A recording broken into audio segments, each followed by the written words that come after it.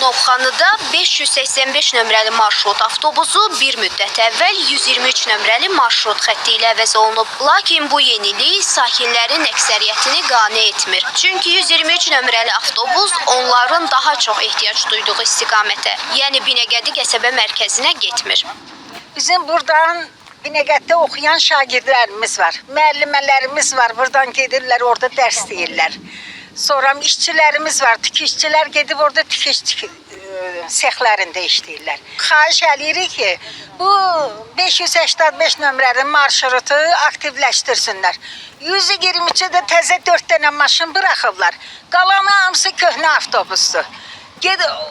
Minirlər Sumqayıtdan Sumqayıt cəmaatı, gəlir Coratdan Corat cəmaatını götürür, bağlardan da Bağdada olan cəmaatı götürür. Gəlir burada Novxanıdan keçəndə Novxanlılar ora minə bilmirlər. Buradan durub Binəqədiyə getmək üçün gedib 2 dənə bu cəmaat maşın dəyişsin. Həqiqətən də çox çətindir. Avtobus pulu deyil, 1 manat pul əlir, 1 manat oyuna, 1 manat bir yana. 2 manat.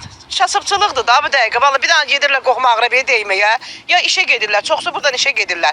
Binəqədi yolunda düşürlər. Oradan 2 dənə avtobus deyil. Şəxsən mənim üçün, məsələn, 10 Binəqədidən gəldim, 3 dənə avtobus işimlə gəldim, düşdüm. Binəqədi kəndində qohumumuz var, Ağrəbəmiz var, bazarlıq dükanımız var. 5 dəqiqə buradan minirdik, gedirdik. Nə işimiz var, görürdük, gəlirdik. Bir mən yox, bütün işçilər, bütün sakinlər. Əvvəl 585 nömrəli marşrut işləyirdi. Kənd cəmaatı üçün çox rahat idi. Amma indi onu ləğv eləyiblər. Olub 123 nömrəli marşrut. O da Sumqayıtdan dolur gəlir. Kənd cəmaatımız olduqca əziyyət çəkir.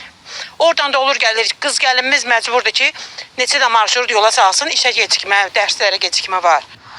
Məsələ ilə bağlı Azərbaycan Yerüstü Nəqliyyat Agentliyini ünvanladığımız sorğuya cavab olaraq bildirildi ki, 585 nömrəli avtobusların Novxanı yolundan Binəqədi qəsəbə mərkəzi istiqamətində hərəkəti zamanı, xüsusilə günün pik saatlarında yaranan nəqliyyat sıxlığı nəticəsində səfər müddəti artırdı. Əlavə vaxt itkisinin aradan qaldırılması və sərnişinlərin Sumqayıt şəhərinə, Novxanı kəndinə və Corat qəsəbəsinə rahat, eləcə də sürətli daşınmasının təmin edilməsi üçün 123 nömrəli müntəzəm marşrutun hərəkət sxemi Binəqədi qəsəbə mərkəzinə daxil olmadan təşkil edilir.